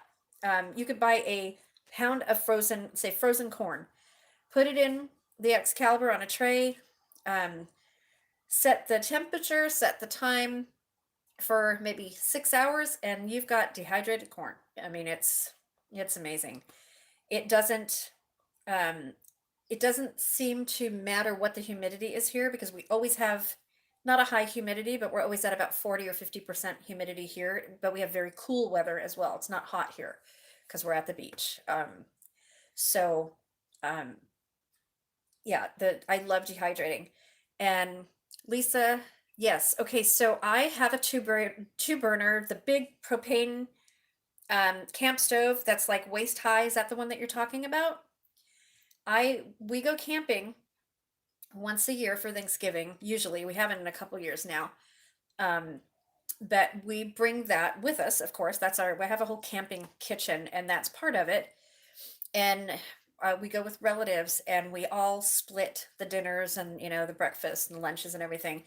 My dinner that I do is my spaghetti sauce. So I actually make spaghetti sauce on the 2 burner big propane um, camp stove with my big pots. They're both 20-quart pots, so I can 2 of those whenever I make sauce. But I do 2 of those at the campsite, right out in the open. It's an amazing thing to do. I've even canned outside here at my home when the weather, you know, in the summer when it gets really warm. Even at the beach, we have, I would say, 4 really spread out weeks when we have 90-degree weather here. And it's, you know, humid still.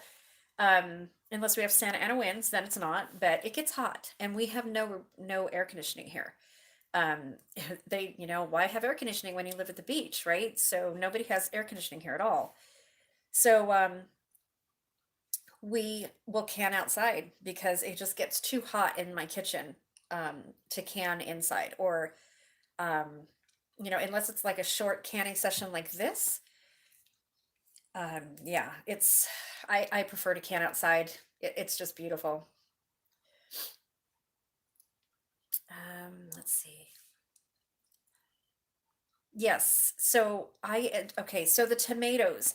Whenever I can tomatoes, I always save the skins. I don't throw the skins away, and I dehydrate them. In fact, I could show you some of the last time I canned tomatoes. My skins are in here. So I canned tomatoes with fresh basil. So I mix them all up. So there's a few pieces of fresh basil in here as well. And I keep them in here. I have not made them a powder, but I'm going to make a powder out of these. And when you do fresh tomato powder, you can use them to thicken your tomato sauce. When you make tomato sauce, you can use them in soups and stews as a thickening agent. It's so good. And all the vitamins are in the skins of everything, so you don't want to throw them away. I dehydrate them and make powder. I have a video about asparagus powder that has, oh my gosh, I think 4,000 views, something like that. So yeah, asparagus powder the same. Spinach powder, you can dehydrate spinach, and it's really good. I do a lot of smoothies because I do Herbalife. So and even without the Herbalife, I do when strawberries are in season, which is now for here. Oxnard is like the capital of the world, and it's right here, that strawberry capital of the world. Um, so I'm always making strawberry smoothies, and there's we have missionaries around here from my church that have come by for years during the summer, and they know that I will always have strawberries on hand, and they can always stop by if they're in the neighborhood for a nice strawberry smoothie to refresh them, cool them off. So it's yeah, strawberry smoothies. I live on smoothies during the summer, and well, starting now really because strawberries are just coming in season now. So let me show you guys this one more time. Let's see. And please subscribe if you're not subscribed. There's benefits to subscribing because I do giveaways, and we're going to be doing a 6,000 subscriber video giveaway pretty soon here, and giving away some more stuff. We did some stuff for the 5,000, which was more like a 5,500 video, 5,500 subscriber video. So and I do want to tell you some of that stuff from the last giveaway has either come back to me or people haven't gotten them. So I know your names because you guys have emailed me, and I'm going to be sending more replacements out and including some extra stuff in them for the long wait. So no worries, you guys will get your stuff if you haven't gotten it already. If you haven't gotten your winnings, please let me know. I know there's 3 people that I have not heard of yet. I haven't heard from that have Amazon gift cards that I have no email to send it to you. So we're just waiting on that. So please email me, thecanningnana@gmail.com, if you haven't got your stuff or you are one of the Amazon winners. I don't have the paper in front of me. I'll have to do the names and see if we can't get you guys your email address so I can get this to you, because I'm not sending those out. I am just sending them right directly from Amazon. So also subscribing, you hit the bell, the darker bell, and it notifies you. As long as you have your notifications on in the settings on YouTube. Currently, I have mine off because I'm having trouble with my phone. So I'm not getting all of the notifications from the people I'm even subscribed to right now. But I'm having trouble with my phone, and that's why. So other than that, it notifies you as soon as I put up a new video, or as soon as I'm about to go live, it'll notify you. So that's one of the benefits. And we're going to be doing lots of special things, maybe even a few Zoom meetings so that I can teach one-on-one, or haven't quite figured that part out yet, but I've had a few emails about that, asking me to go live, like one-on-one sessions or whatever. And I'm trying to figure out how to do that in a beneficial way. So so hopefully that'll be coming up too. So we're at 6,299 subscribers, I think I was this morning. So we're getting up there, and I do get a lot of emails about what what I can, a lot of questions about canning, things like that. And then I do go on trips. We have another Cabo trip coming up. We go to San Jose del Cabo a few times a year, and I'm going to be showing some of that at Cabo San Lucas. We'll also be going to Disneyland when it reopens. Okay, so Pearl's little angel. Oh, you're the one with Amazon card. Okay, so that's good. Okay, so can you email me today? So with my phone, my Gmail is not working on my app on my phone. So I now have to go on my computer or on the website for the mail, and I'm having a really tough time because my app is no longer working. I don't know what's going on with my phone. My apps are just stopping. So if you've won something, can you please email me today and let me know what it was that you won? Pearl, if you could just put that email out to me today, and I will get your Amazon card to you today. And you want a debubbler. So, and I'll send you your debubbler, and I'm adding extra stuff into everybody's package that hasn't received it. So yeah, just resend your email to me today, and I'm going to get on my computer in a little bit, and I'm going to go through all my emails. It's so messed up. Oh, Carol, yes. Oh my gosh, yes. Carol sent me a box of rings, you guys. Oh my gosh. Thank you, thank you, thank you. Thank you, thank you. Thank you, thank you, thank you to Carol. Thank you so much. You haven't received yours either. Okay. I need to figure out what's going on. Like I said, I'm going to go through all of the emails, and gosh, just email me, let me know what you won, and I'll get whatever you won plus extras out to you. Carol, can I pay you for the shipping? Can you email me? Because that was a lot of shipping that you paid, and I really appreciate all the rings that you sent me, but I really would like to reimburse you for the shipping. Carol, come on. Please, please, please. You're still waiting. Cecilia, there's another package coming to you because you're one of my moderators. So I like to take care of my moderators, you guys, because if it wasn't for my moderators on my channel, today was really good. Cecilia, have you had any problem? Because I haven't seen anything, but sometimes we have some trolls when I get a lot. This is a small group this morning. I think we were up to maybe 13, 14 people. So sometime I have lives that have over 100 people in them, and it's really hard for me to moderate and do, the live as I do it. So my moderators, you guys, are priceless. Let me tell you, such a help. And Cecilia is new with me, with my channel, but we're gonna get ready, Cecilia, okay? Because there's some stuff coming your way, and I haven't sent it out yet, but there's going to be some stuff coming out your way. So Carol is asking if I wait a few weeks to let the jam get flavorful. Nope, absolutely not. It's perfectly good today. In fact, you weren't in here, I don't think, but this is my leftover jam. It's kind of like the foam, but my jam really never got really foamy. So, I mean, look at how thick. That's just really, really thick, and it tastes so good. The flavor is not going to matter. You don't have to let this sit and get more flavorful. The one jam that you do have to let sit is corncob jelly, not jam, corncob jelly. And I do have a video on that. It's entitled Making Corn or Canning Corn and Corncob Jelly.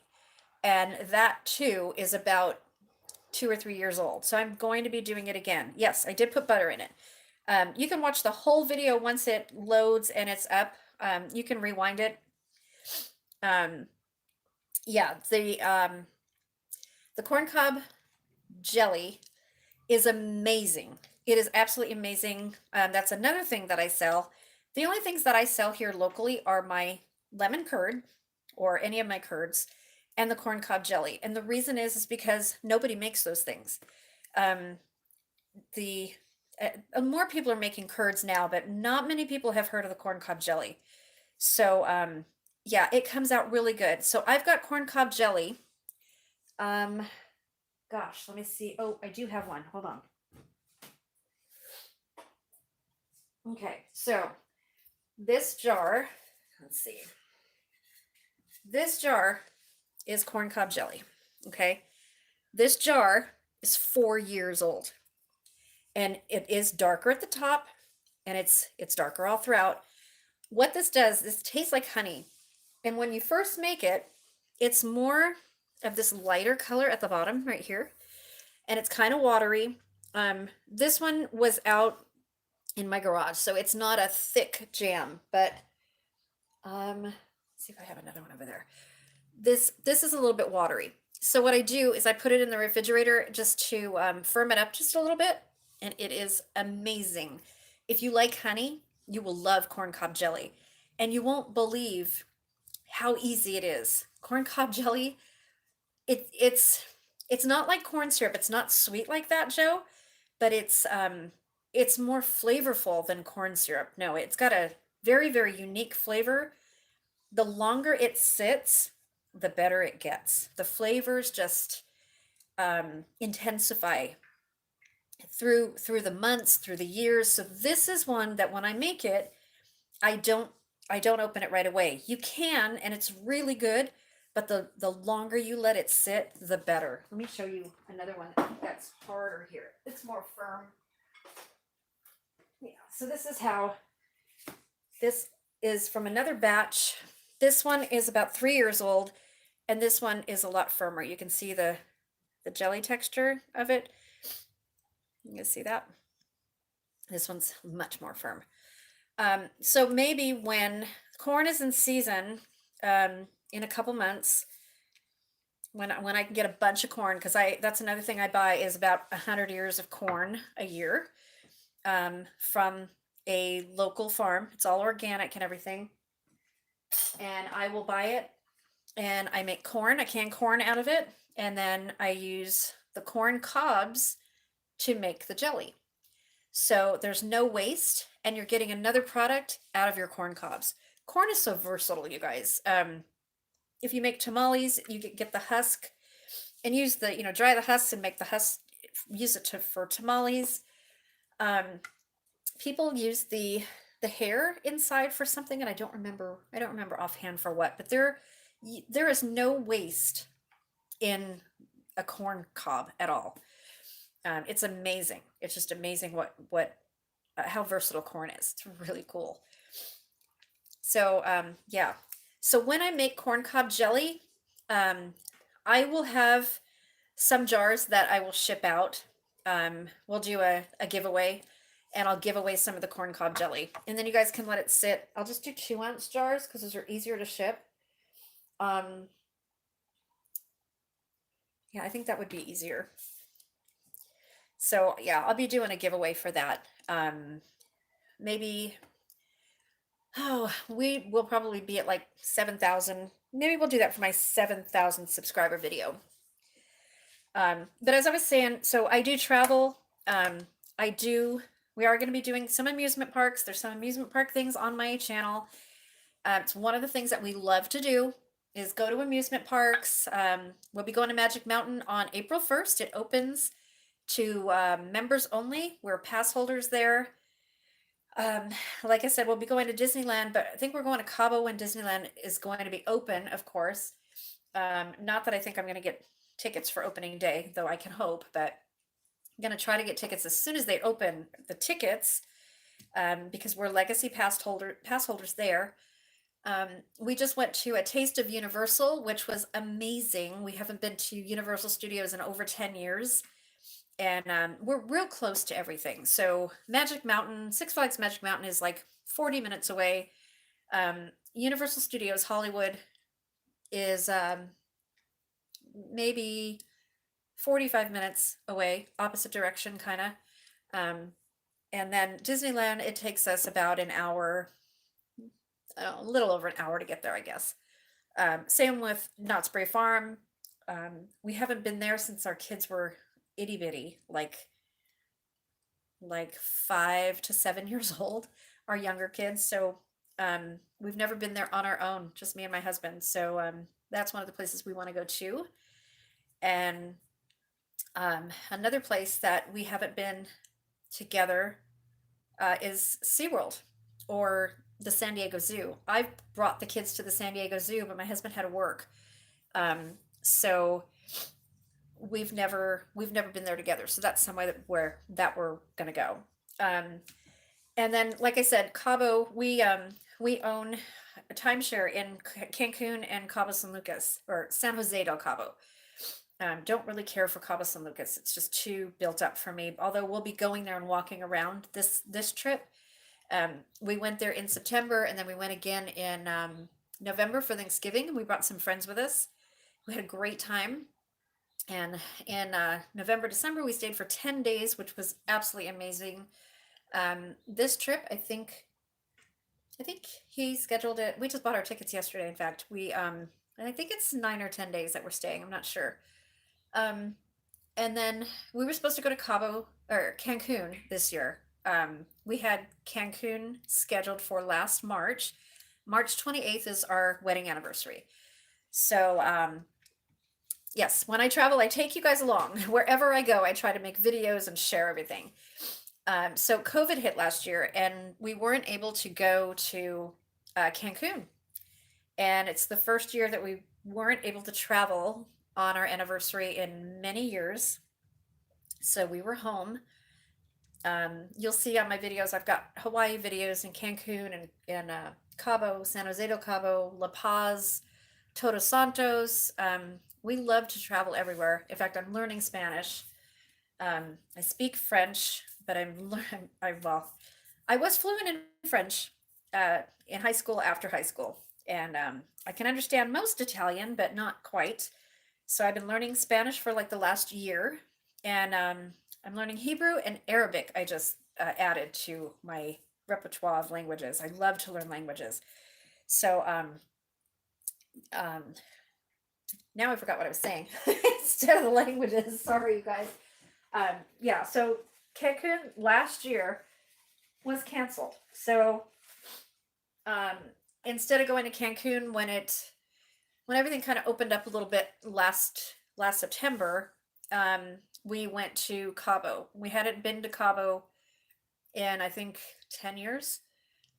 So we went twice last year, and then we're going again in April. And then hoping to go and take a trip to Walt Disney World, to Orlando, Florida, because neither of us have ever been there. So yes, I do. So I absolutely do. I do pick up stuff, and everywhere we go, and I try to give it away. And I've done that since I started my channel.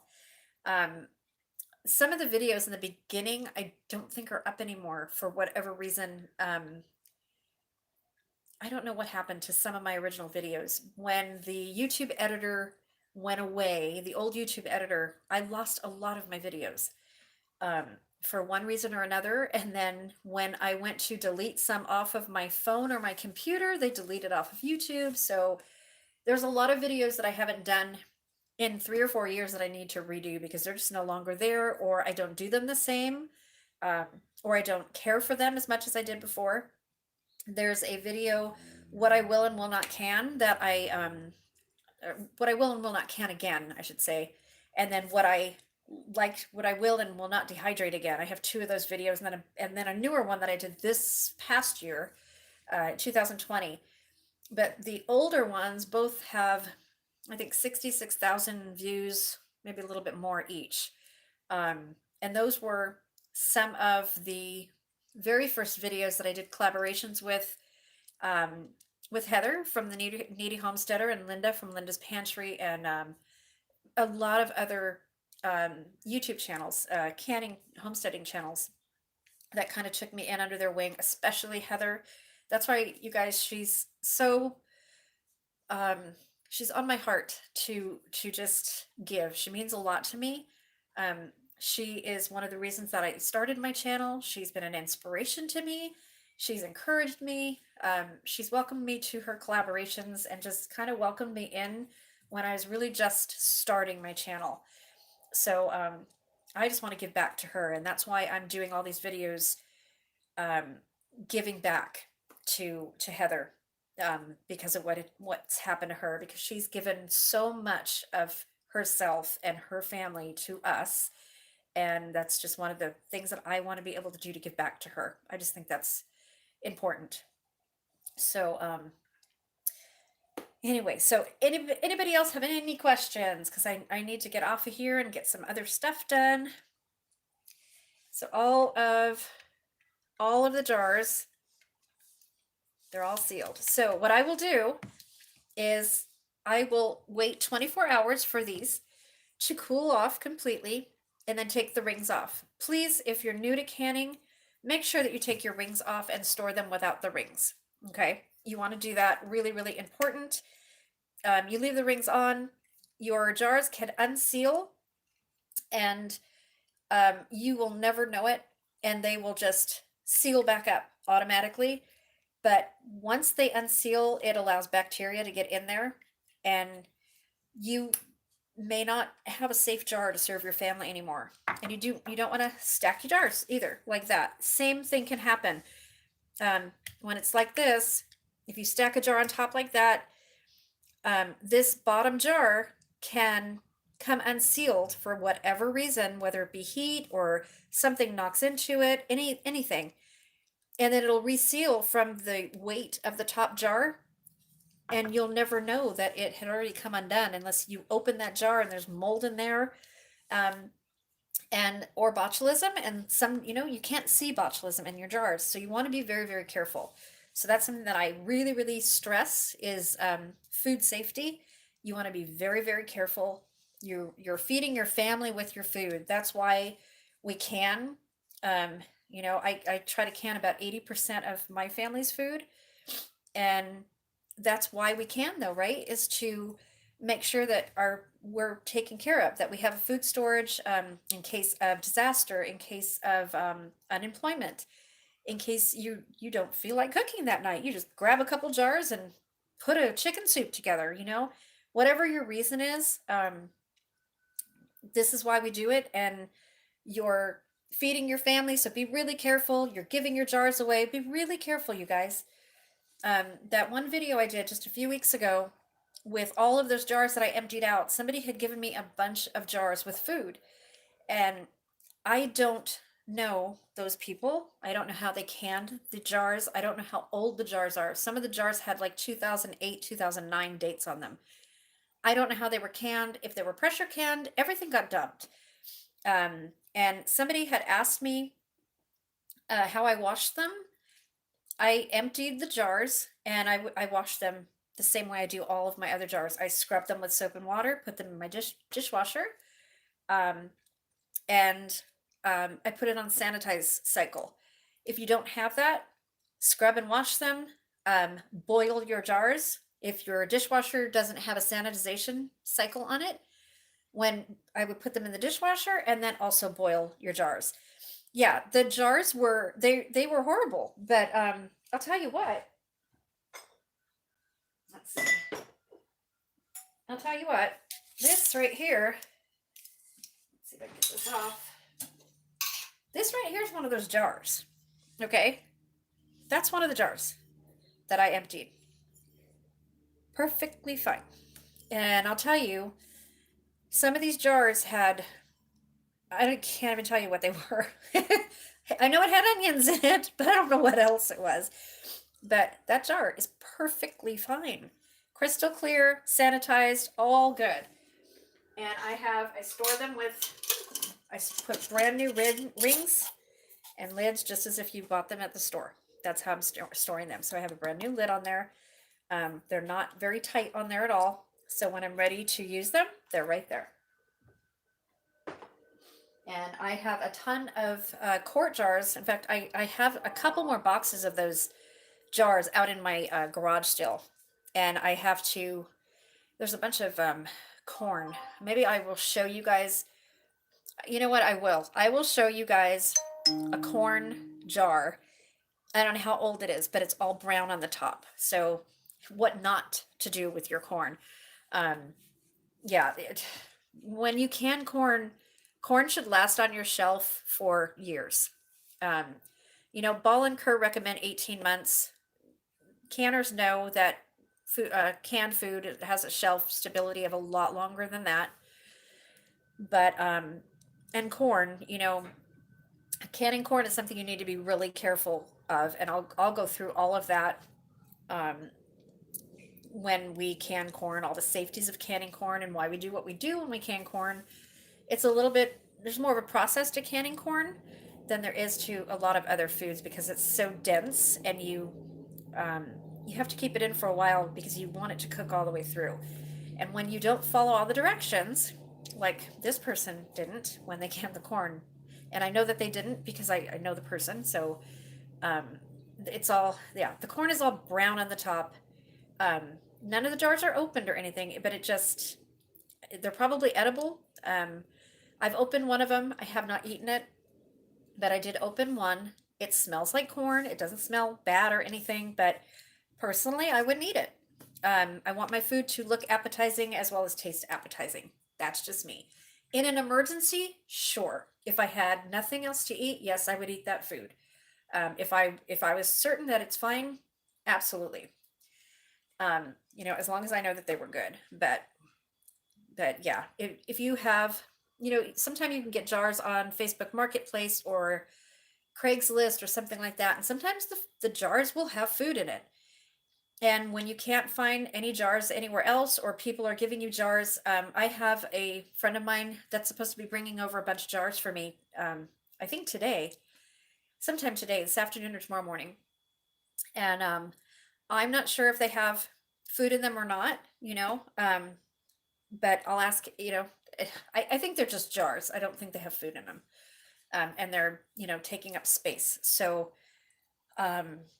yeah, those, you just, if you can get jars wherever you want. The jars are completely usable. I have older jars that are probably close to 100 years old,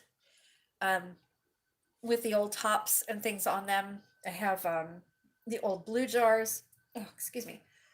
I have a lot of old jars, and I still use the jars. So the older ones I don't can with anymore, but I do use them for dehydrating. Um, and they're old jars, and they're just as good. I mean, these jars are tempered. They're meant to can with in pressure can and water bath canning. So they will last. You just have to make sure that they're not chipped. Noah, no, my cat's here. You just have to make sure that they're not chipped or cracked before you can them. Just go through your jars before you start canning, and you'll be fine. Uh-oh. My cat is deciding here. Let's show you, Noah. Come here. People see you when you're really little. Here's Noah. Oops. Look right there. He's not having it, you guys. This is that little kitten that's in my videos from a year ago.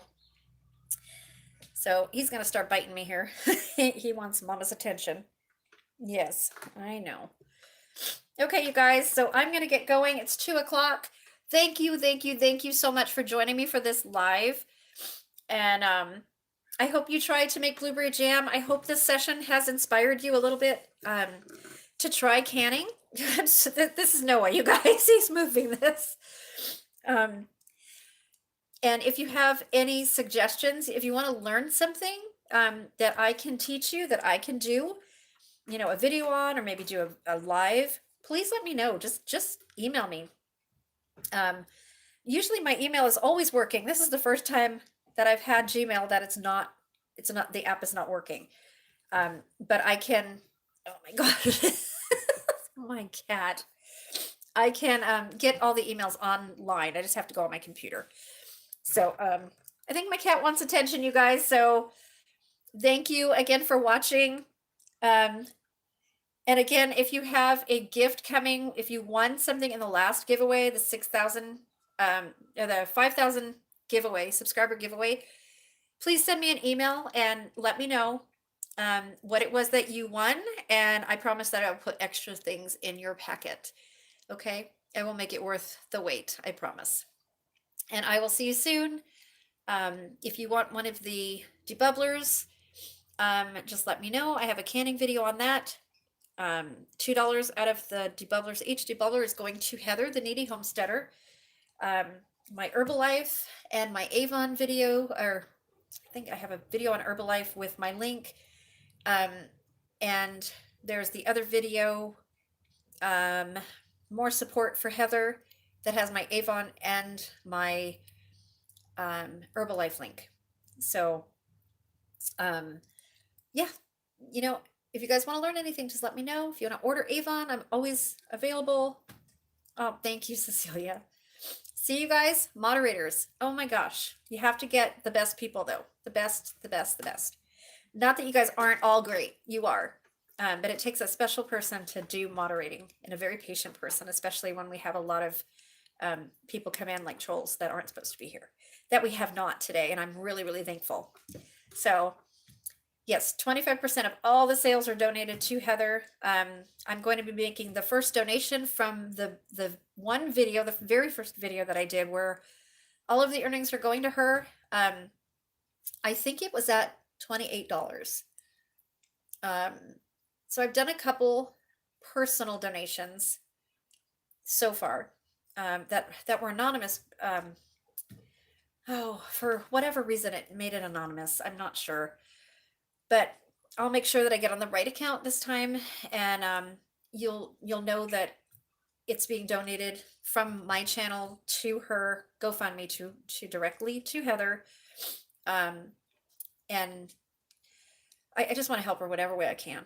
You know, I just really want to do that. And please, please, please share that video, and please share her GoFundMe. I know that they're almost to $550,000 on their GoFundMe, and I really want to get them to $1 million, you guys. I don't want money to be one of her concerns at all. And I know that when you lose your husband, that's one of your main concerns, especially when they're the breadwinner and you're left with kids. That's your main concern. So yeah, you can PayPal or Venmo me if you guys want to donate. And for whatever reason you can't donate directly on her link, I will be happy to forward it. But if you can send it PayPal or Venmo to me, you should be able to donate directly on GoFundMe. But whatever, I will help whatever way I can. So I'm here for her. I'm here for you guys. I will answer any questions. I answer all my comments. I don't care how many subscribers I have. Each and every one of you guys are very important to me. And you guys mean a lot to me. And it's always been that way, and it will always be that way, no matter how big my channel gets. From when we started with 100 people to now at almost 6,300. I do get a lot of emails. I'm going to be getting a P.O. box really, really soon, because I have a lot of people asking me where to send things to, where to send gifts or cards or letters or whatever. And I've given some people my address, and it's I feel safe doing that.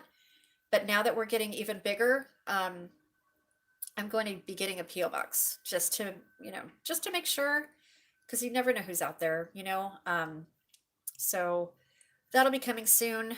I may be doing a Patreon. I'm not sure. It kind of depends on how much time I have to video, but I would like to get like just a fixed day where I either do lives or do special videos or something like that to like a certain membership that are always going to be there, like once a week. They want to learn to can, or they want to learn to dehydrate, or recipes, or gardening, whatever it is. I like to get a special group together. So lots of things coming up, you guys. So not right away, but sometime this year. So everybody stay safe and have a great day, and I will see you soon. Gardening video coming up. Thank you again to Cecilia. Thank you so much. I really appreciate you very, very, very much, Cecilia. Thank you, everybody, for being here. See you later.